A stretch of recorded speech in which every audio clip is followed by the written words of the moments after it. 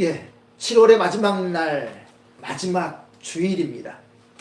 7월의 마지막 날을 구별하여 하나님을 예배하는 우리 모든 예수마을의 가족들에게 주님 허락하신 은혜로 내일부터 시작되어지는 새로운 8월은 참 힘겨운 더위의 시간들 우리가 보내고 있는데요. 이 더위도 넉넉히 이겨내고 또 이 더위 앞에서 흘리는 우리의 땀방울만큼 열매가 알차게 준비되어지는 그러한 복된 시간들이 되기를 소망합니다. 우리가 미얀마에서 기독인들 양성하는 일에 우리가 후원을 하고 있는데요. 미얀마는 우리와 다르게 이제 6월부터 가을 학기가 6월부터 새로운 학기가 시작되어지는데 학년이 시작되어지는데요. 그래서 2022년, 23년에 우리가 후원하는 학생들 명단을 이제 지난주 중에 받았는데 7명이 모두 이렇게 다 바뀌었습니다.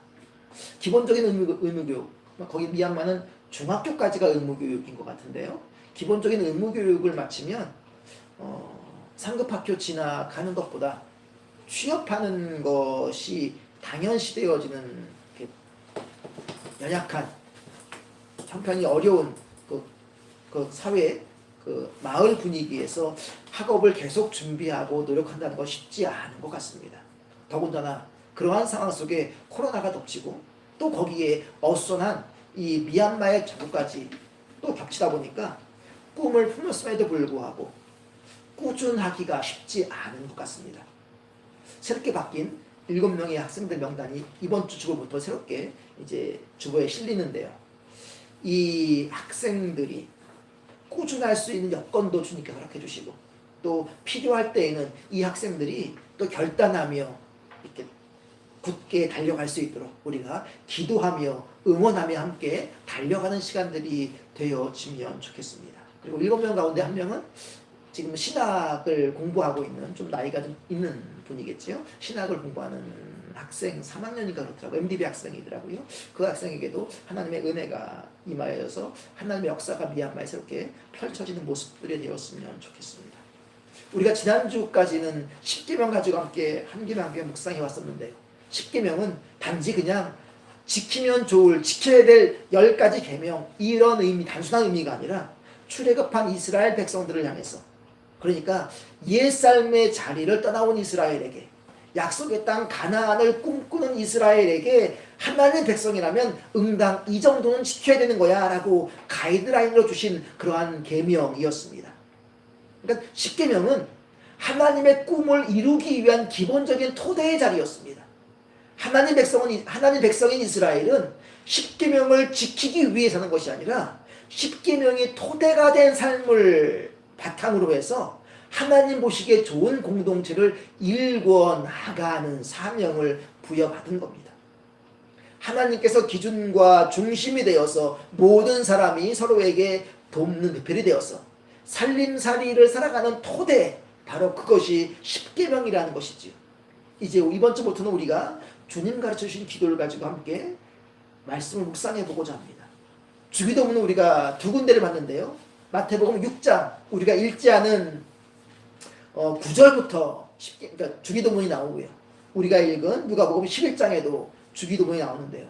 두 본문이 맥락도 조금 다르고 내용도 좀 다릅니다. 그래서 누가복음은요, 아주 짧은 간결한 말씀인데 비해서 마태복음에 나오는 주기도문은 우리가 고백하는 주기도문과 거의 유사한 그러한 형태로 되어 있습니다.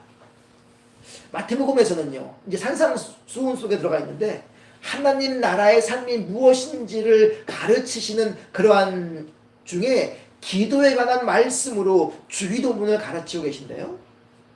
누가복음에서는 기도에 관한 가르침, 기도 자체에 대한 가르침을 주기도문으로부터 시작합니다. 그런데 이 주기도문 어떻게 시작되냐 하면 제자 중 하나가 예수님께 우리에게도 기도를 좀 가르쳐 주십시오라고 하는 요청으로부터 시작되어집니다. 여기에서 주기도문과 10계명의 성격이랄까 차이가 아주 극명하게 드러납니다. 10계명은 하나님께서 일방적으로 주신 명령입니다. 물론 이스라엘이 하나님과 계약을 맺었고 그 계약 맺은 그 자리에서 전능하신 하나님께서 하나님 백성이 되고자 한다면 계명을 지키라고 주신 것이지만 계약을 먼저 맺자고 찾아오신 것도 하나님이었고요. 계약을 맺겠다고 하자 하나님 중심으로 살려면 너희가 성막도 지어야 한다고 성막의 치수도 다 알려주시고요. 십계명도 주시면서 하나님께서 꿈꾸시는 공동체를 세우기 위한 그러한 백성들의 토대로 이끌어 가셨다면 주기도문은 예수님께서 먼저 시작하신 것이 아니라 우리들에게도 기도를 가르쳐달라고 하는 제자들의 요구로부터 시작되고 있습니다. 그런데 왜 제자들이 예수님께 우리에게 기도를 가르쳐달라고 요청했겠습니까? 유대인들은요, 하루에 3번씩 기도하는 것이 습관되어 있는 사람들입니다. 그런데 제자들이 기도할 줄 몰라서 예수님께 기도 가르쳐달라고 그렇게 요청한 건 아닐 겁니다. 1절에 보면 제자들이 이렇게 이야기합니다. 주여, 요한이 자기 제자들에게 기도를 가르친 것 같이 우리에게도 가르쳐 주십시오.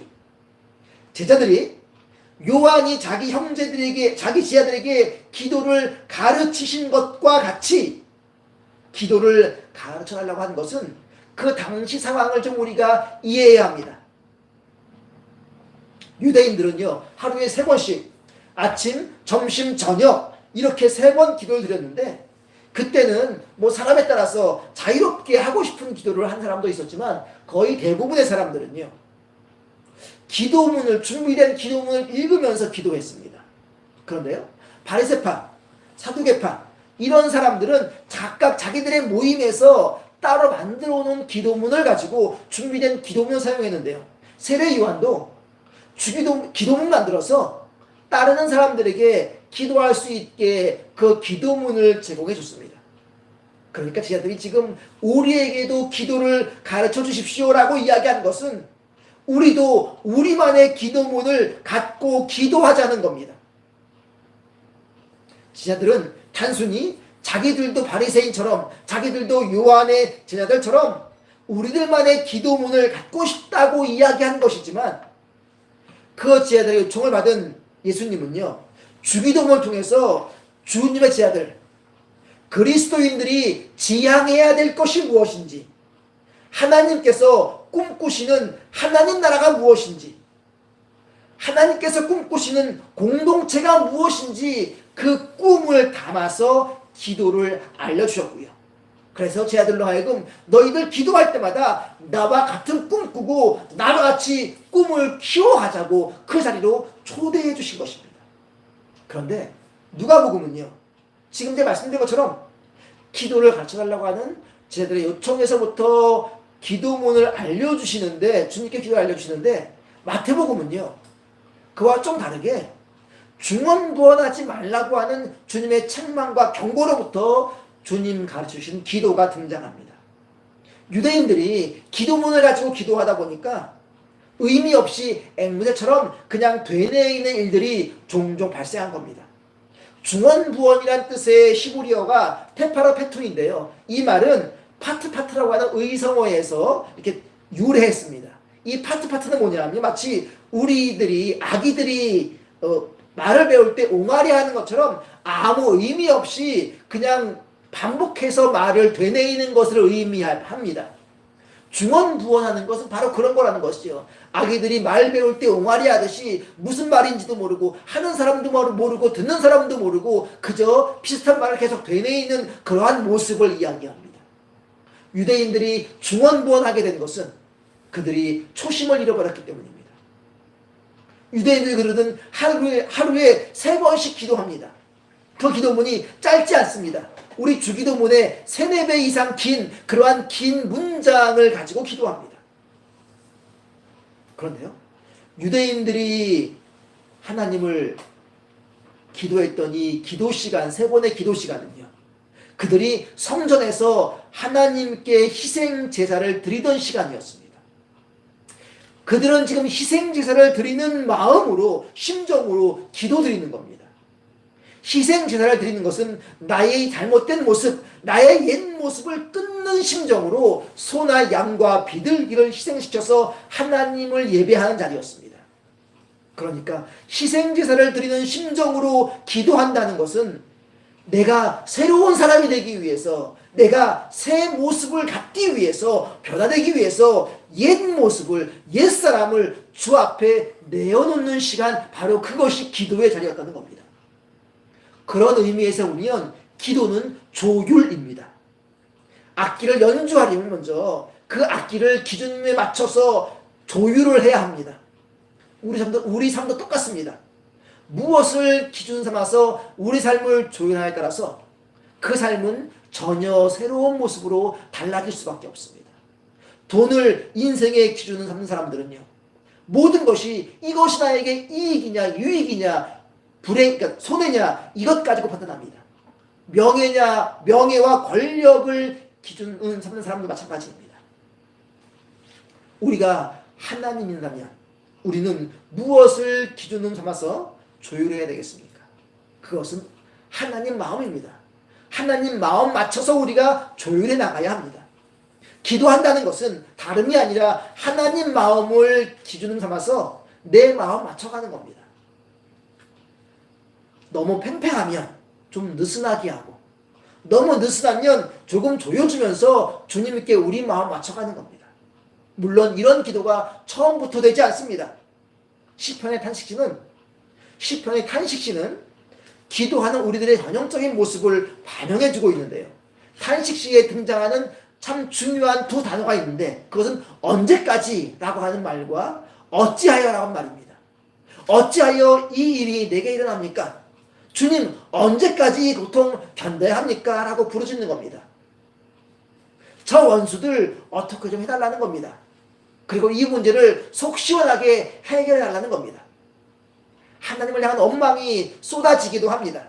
그런데 이렇게 하나님 앞에서 넋두리 하듯이 그렇게 탄식하던 것이 어느 순간 갑자기 감사와 찬양으로 내용이 확 바뀌는 시점이 있습니다. 고통이 사라졌거나 문제가 해결되었기 때문이 아닙니다. 지금같이 내가 누려왔던 그 은혜와 사랑이 어느 순간 떠오른 겁니다. 지금 내 문제만 붙잡고 씨름해왔는데, 지금 가슴 앓이 하는 이 순간에도 내게 하나님의 은혜가 끊임없이 공급되고 있음을 깨달아지는 그 순간, 감사가, 찬양이 회복되어지는 겁니다. 우리는 기도할 때 우리가 감당할 수 없는 그 문제가 하나님의 능력으로 완벽하게 해결되기를 꿈꾸지만, 그 모습을 구하지만, 하나님께서는 때때로 해결하시기보다 그 문제가 해소되는 쪽으로 우리의 삶을 이끌어 가십니다. 문제가 여전히 있지만, 고통이 여전히 있지만, 그 문제가 더 이상 우리에게 문제되지 않게 하시는 겁니다. 우리는 상황이 바뀌기를 기도합니다. 하지만 하나님은 그 과정을 통해서 상황보다 앞서 먼저 우리가 변화되는 것을 꿈꾸시고 기대하십니다. 바로 그 과정이 하나님 마음에 조율되어지는 과정입니다. 하나님 마음을 기준 삼아서 우리의 삶을 조율해가는 그 기도는 그래서 보통 세 단계의 과정을 거칩니다. 먼저 하나님께 내 사정을 아뢰는 단계입니다. 내 감정을 솔직하게 쏟아놓는 겁니다. 시편 읽다 보면 하나님께 이렇게 기도해야 되나? 라고 싶을 만큼 악다구니를 쓰고 마치 저주 같은 이야기들을 퍼붓는 내용을 만날 때가 있습니다. 그런 모습이 등장하는 것은요, 그들이 악한 사람들이기 때문이 아니라 하나님 앞에서 자기 감정을 진솔하게 드러내는 겁니다. 하나님 앞에 솔직할 때, 하나님과 내 마음이 다름을 여과 없이 드러낼 때 하나님 앞에서 조율이 시작되어집니다. 두 번째 단계는요, 내 마음을 다 쏟아놓은 다음에 하나님 마음을 듣는 경청의 단계입니다. 이 경청, 하나님 마음을 듣는 이 과정은요, 성경 구절을 통해서 들려주시기도 하고, 때로는 마음의 울림을 통해서 하나님 마음을 헤아리기도 하십니다. 그래서 기도는 내가 할 이야기 다 끝내고 그냥 딱 아멘 하고 멈추는 것이 아니라, 기도한 이후에 여유롭게 한가롭게 그냥 멍하니 주 앞에 있는 시간들도 우리에게 필요합니다. 그런데요, 우리가 하나님 마음이 내 마음과도 다른 것 같아. 하나님께서 내 마음과 달리 이렇게 하는 걸 원하시는 것 같아. 라고 하는 하나님 마음이 깨달았다고 해서 즉시 내 마음이 수정되지 않습니다. 우리 마음과 다른 하나님 마음에 쉽게 동의되지 않기 때문입니다. 막 흥분해서 막 악당을 쏟아냈는데 갑자기 확 변화되어서 그래 나 이렇게 살아야지 이렇게 안 되는 거지요. 내 마음과 다른 하나님 마음을 받아들이는 건 쉽지 않습니다. 그래서 조율의 세 번째 단계는 침묵의 자리입니다. 하나님 마음을 깨달음으로부터 시작되어지는 또 다른 가슴앓이의 시간입니다. 그런데 그 가슴앓이의 시간은요, 하나님께서 우리 마음을 넓히시는 시간입니다. 내 안에 저력이 발휘될 때까지. 크신 하나님, 내 인생의 주인 되신 그 하나님을 내가 인정하게 될 때까지 기다리는 겁니다.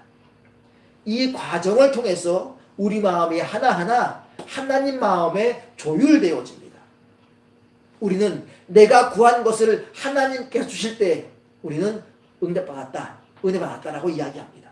그러나 성숙된 신앙은요, 성숙한 믿음은 하나님께서 우리의 기도를 응답해 주시는 것만이 아니라 우리의 기도를 기각해 주시는 것에도 감사할 수 있어야 합니다.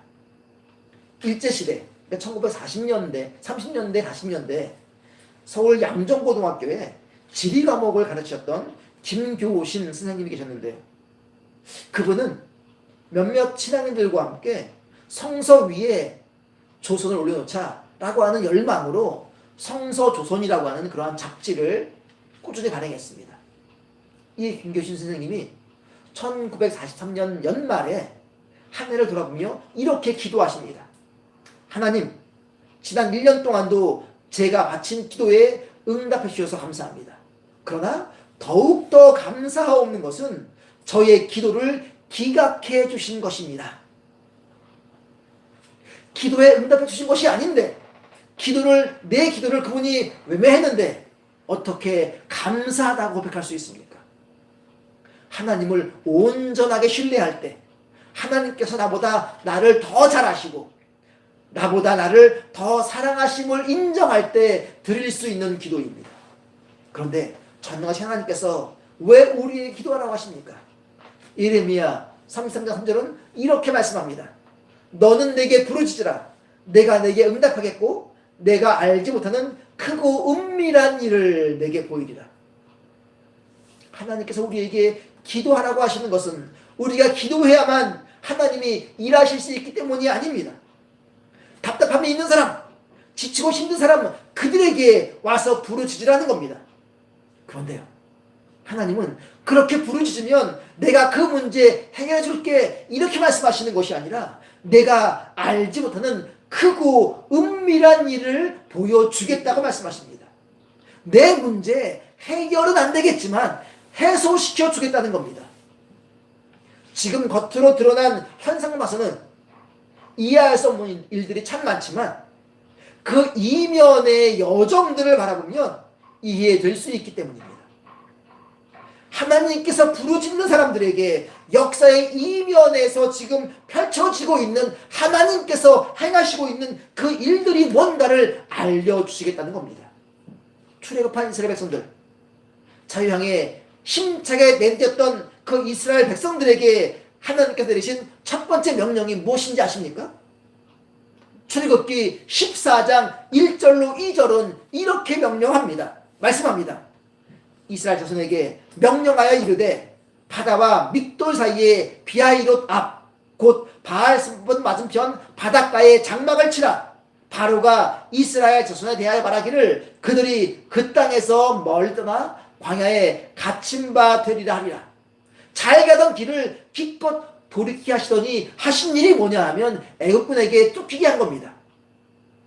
이스라엘이 바닷가에 진친 것을 알고 쫓아온 애국군대에 의해서 이스라엘이 포위되었습니다. 이스라엘 백성들은 죽겠다가 아우성치지요. 겉으로 드러난 표면적인 현상은요, 절망하는 게 당연합니다. 아우성치는 거 당연한 겁니다. 살 길이 보이지 않기 때문입니다. 도망갈 길조차 없기 때문입니다. 그냥 그 자리에서 죽음 맞이할 것밖에 없어 보이기 때문입니다. 그런데 그 똑같은 상황에서 기도의 사람이었던 모세는요, 출애굽기 14장 13절에서 불안 떠는 백성들에게 이렇게 선포합니다. 모세가 백성에게 이르되 너희는 두려워하지 말고 가만히 서서 여호와께서 오늘 너희를 위하여 행하시는 구원을 보라. 너희가 오늘 본 애굽 사람을 영원히 다시 보지 아니하리라. 모세가 지금 이렇게 담대하게 외칠 수 있었던 것은 그 이면에서 일하시는 여호와의 열심을 보았기 때문입니다. 모세만 그런 것이 아닙니다. 열왕기하 6장에 보면 아람 군대가 출동해서 엘리야가 살고 있던 도단을 에워쌌습니다. 아침에 일어나서 아람 군대 발견한 게하시가 깜짝 놀라서 호들갑을 떱니다. 그때 엘리사가 열왕기하 6장 16절 이하에서 이렇게 말씀합니다. 두려워하지 말라. 우리와 함께한 자가 그들과 함께한 자들보다 많으니라 하고 기도하여 이르되 여호와여 원하건대 그의 눈을 열어서 보게 하옵소서 하니 여호와께서 그 청년의 눈을 여심해 그가 보니 불말과 불병거가 산에 가득하여 엘리야를 둘렀더라. 표면적인 현상은 죽게 생겼는데 그 이면에서 일하시는 하나님은 승리의 길을 예비해 놓으심을 보았기에 호들갑 떠는 그 게하시 앞에서 엘리사는 여유로울 수 있었습니다. 이런 상황이 신약에도 있습니다. 사도 바울이요, 선교 여행하는 중에 예루살렘에 기근이 있다는 말을 듣고 선교지에서 모은 구제 헌금을 가지고 예루살렘에 올라옵니다. 그런데 난데없이 전혀 그러지 않았는데 이 모세가 율법을 어겼다고 하는 그 엉뚱한 누명을 쓰고요, 옥에 갇히는 신세가 되어집니다. 그때 사도행전 23장 11절에서 이런 말씀으로 바울에게 천사가 들려줍니다. 그날 밤에 주께서 바울께서 이르시되 담대하라. 내가 예루살렘에서 나의 일을 증언한 것 같이 로마에서도 증언하여야 하리라. 표면적으로 일어난 일들은 지금 사도 바울이 옥에 갇힌 겁니다. 엉뚱한 누명 쓴 겁니다. 그런데요, 그 역사를 주관하시는 하나님께서 행하시는 역사의 이면에서는요, 사도 바울로 하여금 로마에서도 복음을 전하게 하시기 위해서 지금 길을 준비하고 계시는 겁니다. 하나님께서 부르짖는 자에게 내가 알지 못하는 크고 은밀한 일을 내게 보이겠다고 하시는 것은 역사의 이면에서 벌어지는 일들이 무엇인지, 지금 내가 보지 못하는 것이 무엇인지를 보여주겠다는 겁니다. 알게 하겠다는 겁니다. 그런데요, 역사의 이면에서 행하시는 분도 하나님입니다. 그런데 왜 기도하는 사람에게 암울해 보이는 역사의 이면에서 벌어지는 일들을 보게 하십니까? 예레미야 33장 3절은 내게 부르짖으라 말씀하시는데 그 말씀 바로 엎은 말씀 32장 2절은요 이렇게 말씀합니다. 이를 행하는 여호와, 그것을 만들며 성취하시는 여호와, 그의 이름을 여호와라 하는 이가 이같이 이르시도다. 너는 내게 부르짖으라. 내가 내게 응답하겠고 내가 알지 못하는 크고 은밀한 일을 내게 보이리라. 이 일을 행하시는 여호와께서 부르짖는 자에게 역사의 이면에서 어떤 일이 벌어지는지 알려주시는 것은요, 다른 이유가 아니라 내가 지금 너와 함께 그 새로운 일, 하나님의 역사, 그 일을 하고 싶다고 하는 초대입니다. 왜 우리에게 부르짖으라고 하십니까? 왜 우리에게 기도하라고 하십니까? 우리와 함께 하고 싶은 일이 있다는 겁니다.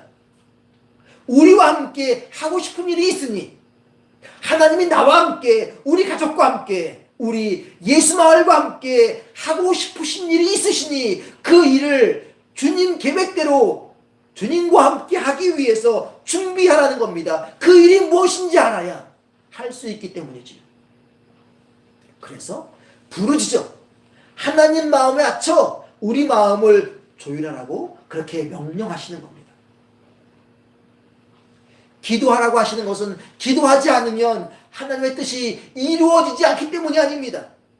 그러니 제발 기도해서 주의 뜻이 이루어지게 하라는 것이 아닙니다. 하나님께서는 일하시는데 예수님 말씀처럼 하나님께서는 졸지도 주무시지도 않고 쉬지 않고 일하시는데 그 일하신 현장에 우리가 동참하기 위한 오직 하나의 방법이 기도밖에 없기 때문입니다.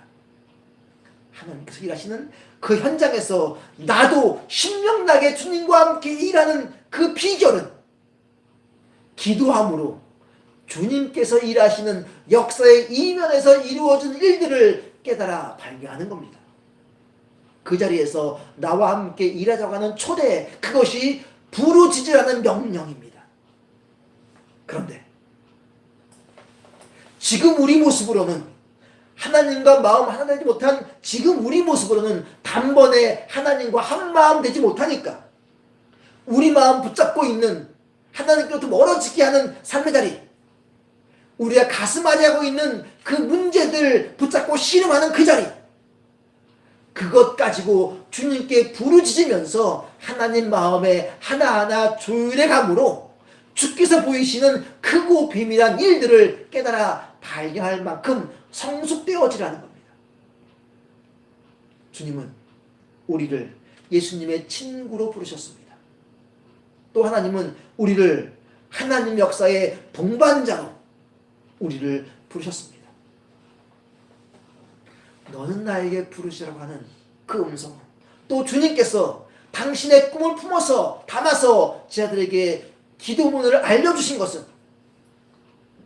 기도 통하여서 예수님 품으신 그 위대한 꿈 품고서 하나님 마음을 기본음 삼아서 잘 조율하여 우리의 삶을 또 우리가 감당하는 모든 현장 속에서 또 우리의 가정에서 또 우리 예수마을교회 안에서 눈에 보이는 현상적인 피상적인 일 때문에 일희일비하는 것이 아니라 우리가 알지 못하는 크고 은밀한 일, 그 역사의 이면 속에서 일하시는 그 주님과 발맞추어 나감으로 우리가 걷는 걸음걸음, 우리가 꿈꾸는 것, 우리가 일하는 것, 우리가 바라보는 모든 자리에서 하나님 크기의 놀라운 역사가 펼쳐지는 기도의 용사로 우뚝 서라고, 그러한 예수마을 교회가 되라고, 그러한 예수마을의 성도들이 되라고 초대하시는 초청장입니다.